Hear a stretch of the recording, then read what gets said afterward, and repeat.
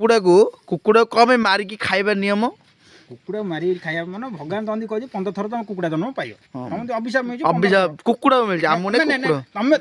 ତମେ ପାପ କରୁଛ ତମେ କୁକୁଡ଼ା ଜନ୍ମ ଦେଲେ ମତେ ହଁ କୁକୁଡ଼ା ହେଲା 15 ଥର ତମେ କୁକୁଡ଼ା ଜନ୍ମ ପାଇବ। ହେଲେ ଗୋଟେ କୁକୁଡ଼ାର ଯଦି ଜନ୍ମ ଯଦି ଆୟୁଷ ଯଦି ତାର 15 ବର୍ଷ ହେଲେ ସେଇ ଯଦି 15 ଥର ଜନ୍ମ ପାଇଲେ ହେଲେ କେତେ ଏଇ 15 ମଲ୍ଟିପ୍ଲାଇ ଯାହା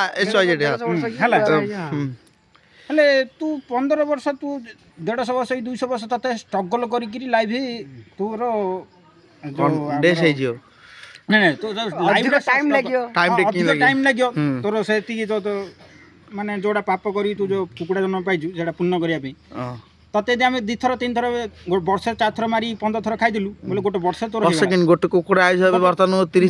ଦିନ 45 ଦିନ ବୋଲେ ବର୍ଷକରେ ଗୋଟେ କୁକୁଡ଼ା ବୋଲେ ମାସ ହେଲେ 5 ଥର ଜନ୍ମ ହେଇଗଲା 5 ଥର ଜନ୍ମ ହେଇଗଲା 2 ବର୍ଷ 3 ବର୍ଷରେ ତୋର ସରିଗଲା ଆୟୁଷ ବୋଲେ ଦେଶୀ କୁକୁଡ଼ା ମାନେ ତୋର ପାପଟାକୁ ଆମେ ନେଲୁ ତତେ ଆମେ ସହଯୋଗ କଲୁ କୁକୁଡ଼ା ଶୁଣ ଦେଶୀ କୁକୁଡ଼ା 45 ଦିନରେ ବଡ଼ ହେଇଯାଉଛି କି? ନା ଦେଶୀ କୁକୁଡ଼ା ନହେଲେ ବ୍ରଏଲର କୁକୁଡ଼ା କଥା କହୁଛୁ ମୁଁ ଦେଶୀ କୁକୁଡ଼ା ଦେଶୀ କୁକୁଡ଼ା ସେବା କରୁନ ଦେଶୀ କୁକୁଡ଼ା ଖାଇଦିଏ ଦେଶୀ କୁକୁଡ଼ା ହେଲେ ଅଛି